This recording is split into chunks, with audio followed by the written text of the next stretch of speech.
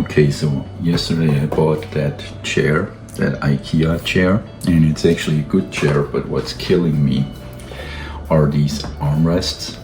They're just plastic and actually it's not comfortable sitting at them at all. So what you can do to make that a little bit better, and that's what I do, I actually just use a pair of socks like so.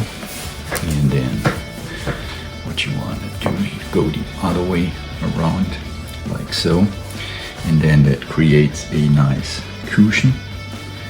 But we are not done yet because it's still not, let's say, soft enough for me or my elbows. It's actually that part which really hurts the elbows.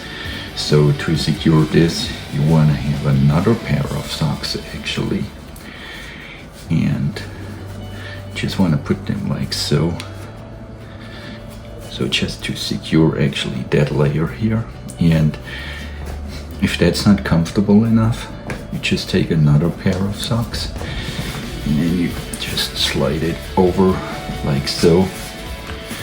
And then actually when you pull it all the way down here, you can maybe see that, you can pretty much secure it here, and it also gives you slack like for pulling it up and down, and that's how you can actually make these armchairs way more comfortable than you would have with the original one.